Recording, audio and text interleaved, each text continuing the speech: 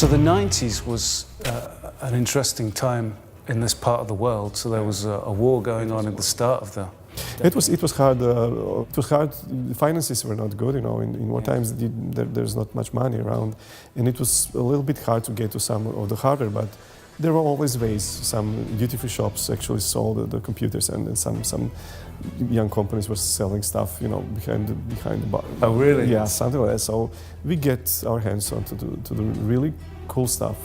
I'm talking about still Amiga days. It wasn't easy, let's say, call it. So you were buying black market PCs, basically? I don't know if it's PC or, well, it wasn't black market, it was like... grey market. Grey market. It was almost legal. Yeah. Amiga was really beloved by it was an amazing machine with awesome games. Each game was pretty different and very creative. The design and the creativity was really blooming in those times. But it was very exciting times. Do you think the fact that you had to teach yourselves and there were no resources available to you, has that made Crow Team what it is, in a sense, in the terms of you can do it all yourselves? Well, yes. At that time we didn't have any money. It's not that you get some, you know, like finance and then you start a project. You actually start project. The finance were moms and dads. So basically what we learned is that we need to do pretty much everything by ourselves.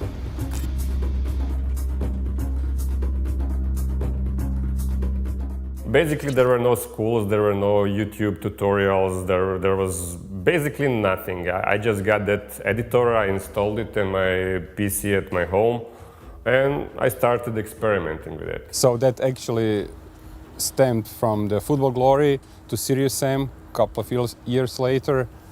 So we decided there was no way that we could license the engine, not to nearly that kind of money. But we had tools, we had skills, so we just say, okay, let's give it a go.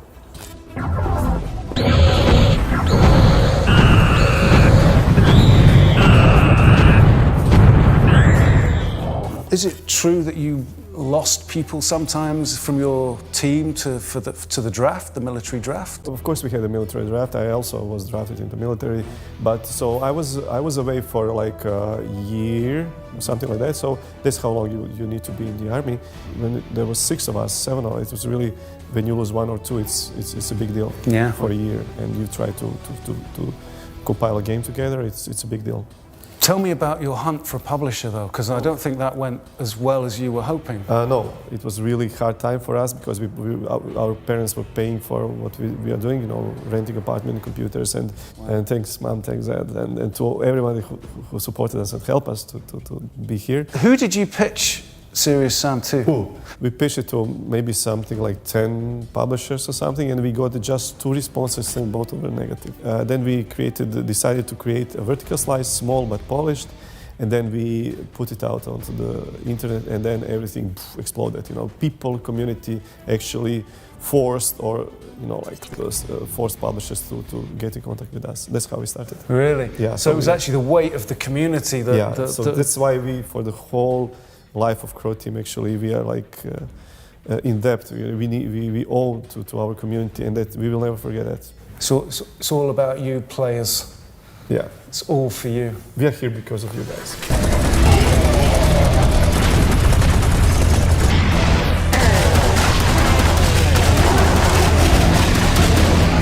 Who showed interest when you finally did your vertical slice demo and the community was starting to bubble? Publisher, that was actually a group of developers. It was called Gathering of Developers. That's, yeah, from those times. Okay.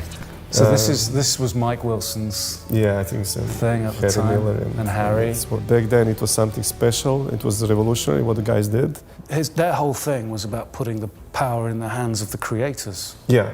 Also, the publishers had the fair cut there, you know, but back in days, it wasn't like that. You know, publishers were too greedy, in my opinion, and then the guys changed a little bit the landscape of the thing.